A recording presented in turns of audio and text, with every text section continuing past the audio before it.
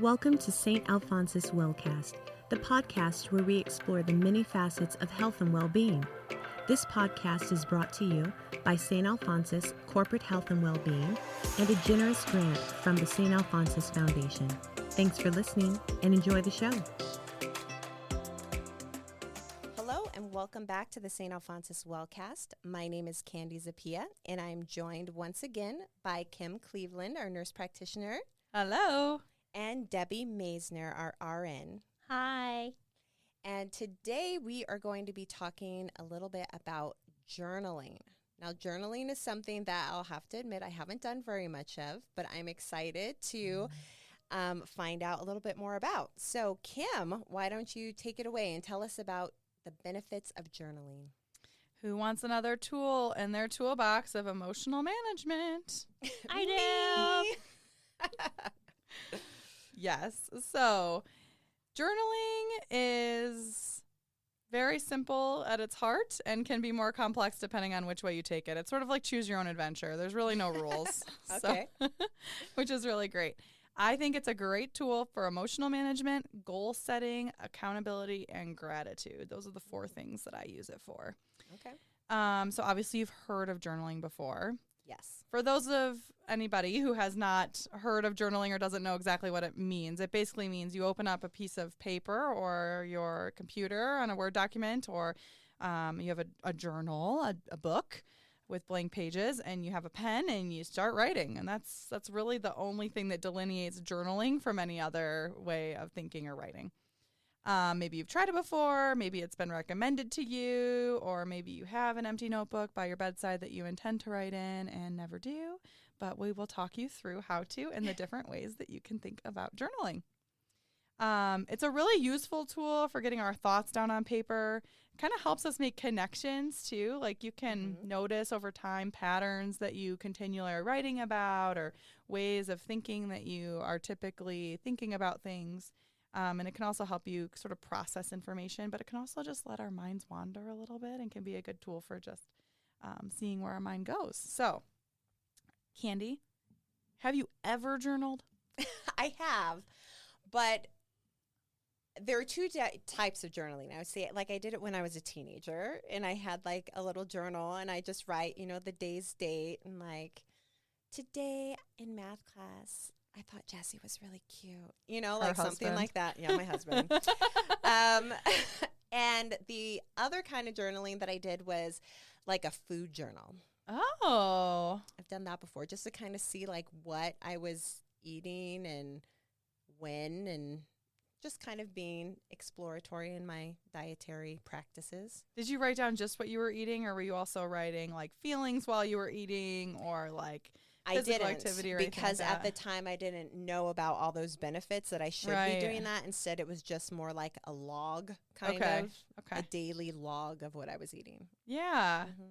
What about you, Deb? I'm cracking up about your log because it reminded me that when I had my first daughter, Mirabelle, I kept a daily log of everything she ate and like how many diapers she had and what was in them. Yeah, I think they tell you to do that for months. Oh, yeah. Oh, maybe not for that long. That was my journaling. I kept a journal from like 5th grade through college. Do you have them? I do. I do. Oh, I actually got them all. They're all under my bed in a tub. But I got them all out. I every once in a while will get them all out, but I will reread them for entertainment purposes. Have you let your daughters read any? No. That's just for you.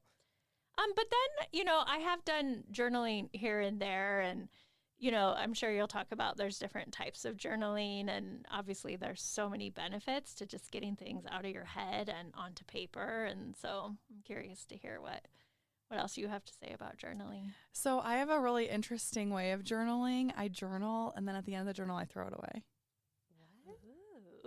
It's sort of cathartic, but it didn't start that way. It started with going back to some old journals and rereading them and thinking, I never want anyone to find this, which is kind of controversial in terms of self-judgment and all that, but I just didn't want to ever see it again, and so I threw it out.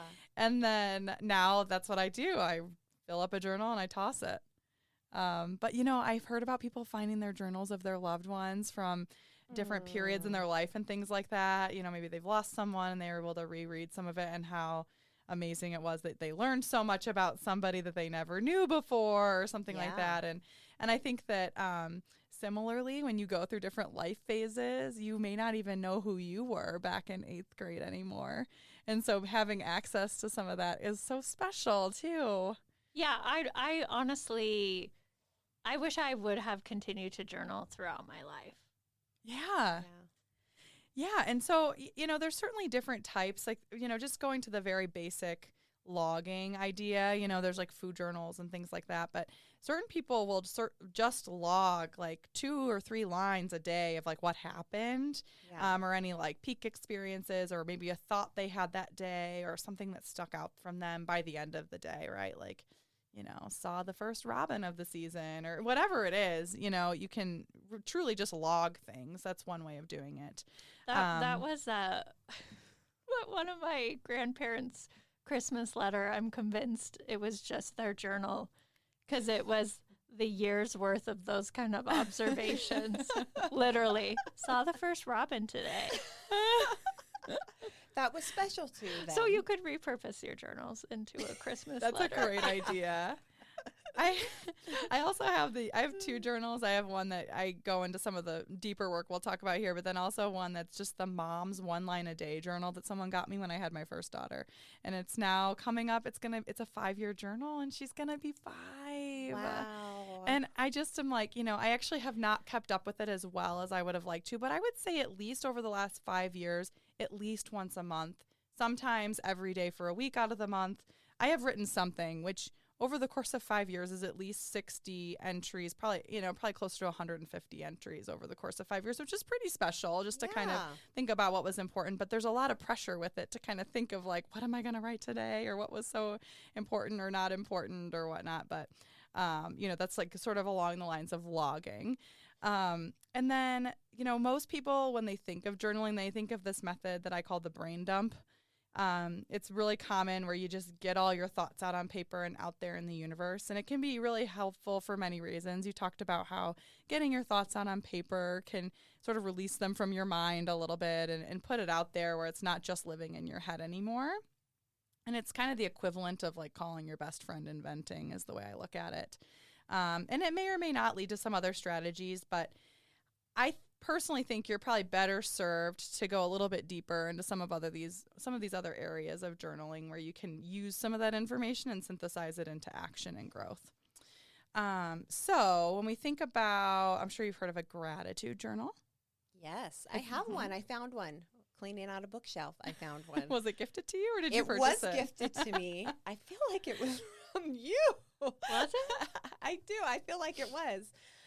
But yes, gratitude journal. I think that's a great idea. It's a really fun activity. I think it's nice to just draw this whole habit in your life of looking for things to be grateful for every day.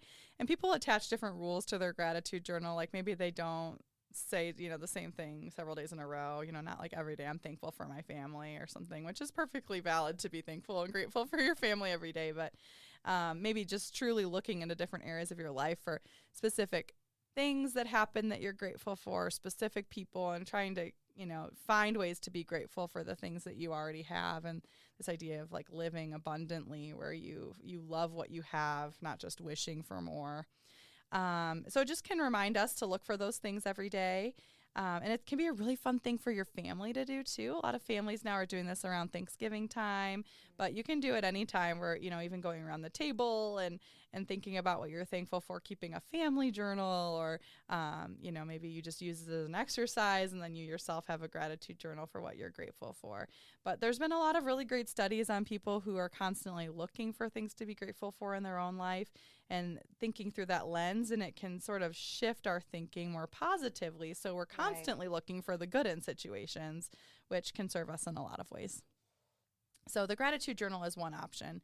Another really simple option to get started with is some journals have prompts in them. I'd be curious to know, did your gratitude journal have prompts? They had prompts in it. So it might be for something specific to kind of help you. So that way, just like you said, you're not like just repeating yourself each day. Mm-hmm. Yeah, and I think those are really great. You can even Google journal prompts, and things can pop up for you as search items where you can maybe use those to spur like a writing exercise for yourself or help you look at your mind or a situation in a different way that maybe you're not immediately thinking about. But you can practice responding to those prompts to get you in the habit of journaling if you're having a hard time getting started. So those are options for journaling, but I want to talk about mindset journaling because it kind of uses a little bit of cognitive behavioral therapy and this other skill of mental rehearsal. And it's a way of sort of self-coaching yourself, doing some sort of therapeutic work within yourself to help you with new skills and new ways of thinking about situations and how to analyze your own thoughts and move yourself forward. So most of the time when people think to grab a journal, for a lot of people, they're trying to process some kind of either a negative emotion or experience or maybe a new challenge they're coming up with, but not all the time. But that can often be the push to open up the journal. So if you're using this mindset journaling, you can incorporate some aspects of traditional cognitive behavioral therapy, which basically involves looking at your train of thought on a paper, identifying negative thought patterns or unhelpful mindsets, and then working through them or reframing them. So let's just say you journal about a long, lengthy experience at work or in a relationship, and you have lots of thoughts and feelings. And maybe you even say things like, oh, I can't believe this happened, or this is totally unfair, or I'll never get through this, or why does this keep happening to me? But then you can take those thoughts and you can challenge them and then look for evidence on the contrary so you can reframe your thoughts around certain events. So we've talked about this before, and Debbie has said it before, and she says it so beautifully, but what else is true? It's not the only true statement, right? So if you feel like this is really unfair, well, what else is true about that situation? And then also writing about that. So kind of training your mind to think about something in a different way. Does that make sense? Yeah, I've heard it in that technique, like there's different ways you can do it. And I've heard it said like a thought download and then separating the stories from the facts. And so just realizing how much control and how much power you have is in your thinking. And so, like you said, like when you're challenging yourself, like, okay, what else is true? Or how else can I think about that? Because when you boil it down to you're upset about something, you're upset about like a specific circumstance or fact, and then you have all those thoughts about that specific fact. Right. And that creates all the emotions. So right there, you're thinking like that part, when you can kind of reframe and get curious and change that around, that's where your power lies. Totally. And yeah, so many situations can be viewed from different perspectives. And if you have the ability to reframe your perspective around that situation, like you said, right around the facts, stick to the facts and then reframe your thoughts about the facts, it can be super powerful. So you can use, positive self-talk in order to challenge some of these thoughts that you have, or you can also use this tool of mental rehearsal that I love so much.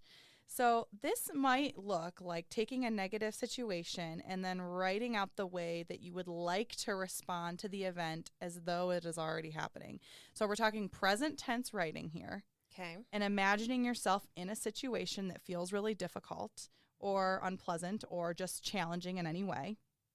And then you write out the situation in present tense as though it is currently happening the way that you want it to happen and what you can control. So this doesn't mean like, I show up and there's an ice cream cone waiting for me at my work desk, something you have no control over. Right. More about the way you're responding to the situation. Yes, all of my examples will involve food. I'm looking at Candy and I'm like, how can we make that happen for kids? Exactly. That's what she would love. So here's an example. I stay calm and centered in this situation that feels unfair by breathing, taking time for myself, and waiting before responding. I compassionately respond to those around me with empathy and understanding before formulating my opinion. When I feel the urge to make negative comments, I place my hand on my heart and breathe as a reminder to stay present and centered. So this would be my statement. This is a statement I've actually used myself in a situation that felt very difficult, where my initial reaction was to blame, judge, and wish for it to be different. And so instead of that, I have written out a way that I will keep myself calm and centered, the things I'll do to make sure that happens, and this is all I have in my control. Well, what I love about that is you could use that statement for anything. Yes. Like, you didn't even say what you were imagining, what event it was. Exactly. Right. It's like, oh, you can just plug and play with that one. You definitely can. And I think it does help to kind of talk about the situation in your journal beforehand and then plug in, you could use this generic situation for many different obstacles that you journal about, Right. or you can come up with something different every time. But when I'm thinking about the idea of mental rehearsal, when I come up to that obstacle or that challenging situation and I have written out exactly how I'm going to respond before, it's as though I've already done it in my brain. Right. My brain already has that practice in responding the way that I want to respond so that I am set up for success. Yeah. And then even taking it further, if you decide to use the same statement for many different situations, that's even more practice that your brain has to use that circuitry and create new connections in order to make it easy for yourself. I love that. That's great. Can you read it again? Yeah. I stay calm and centered in this situation that feels unfair by breathing, taking time for myself, and pausing before responding. I compassionately respond to those around me with empathy and understanding before formulating my opinion. When I feel the urge to make negative comments, I place my hand on my heart and breathe as a reminder to stay present and centered. I'm gonna send that to someone who has finding herself in a difficult situation. Yeah. It just kind of, for me, it incorporates a lot of the things that I know work for me and then takes them a little bit further. I know that when I'm able to pause, I'm better able to respond in a positive way or an empathetic way or a way that at least isn't adversarial. And then I feel like by putting my hand on my chest as a physical cue to remind myself to breathe, Right. It helps me stay connected to the present moment so that I can continue on that path of positivity or empathy. Well, that hand on your heart, that is showing yourself self-love and self-compassion. Yes. I love it. Yeah. This is about journaling, and look where we went. I know. Well, it is really positive, and I think you don't have to do it that way. It doesn't have to be so broad. It can be something as simple as, maybe your partner doesn't take out the trash when you want them to. And every time you walk by the trash, you get angry or something. Even just writing, like, when I walk by the trash, I remind my partner kindly that I asked them to do this, or that, whatever it is. That's a very simple example, but you can respond differently than ways that you habitually respond. And you can take things in a different way and spin it into a way that will positively affect those around you too. So that is one option. I think mindset journaling, we could certainly do a series of podcasts and call in people and coach people through their own situations. But I think it's an interesting exercise to think about, and we'll put some information in the show notes about this, but and how to incorporate this in your own life. But those are the main ways of journaling that I've come across and thought of. We talked about gratitude journaling a little bit, the basic log, the brain dump, but then mostly about the mindset journaling because I think it is such a powerful practice. And, I encourage everybody to go and get a piece of paper and start writing because it can help transform your mind and transform your life. Thank you for listening to this episode of St. Alphonsus Wellcast, brought to you by St. Alphonsus Corporate Health and Wellbeing and the St. Alphonsus Foundation. Always be sure to catch new episodes by subscribing to us through all major podcast platforms, including Apple, Google, and Spotify. We hope you'll tune in again. Until then, be well.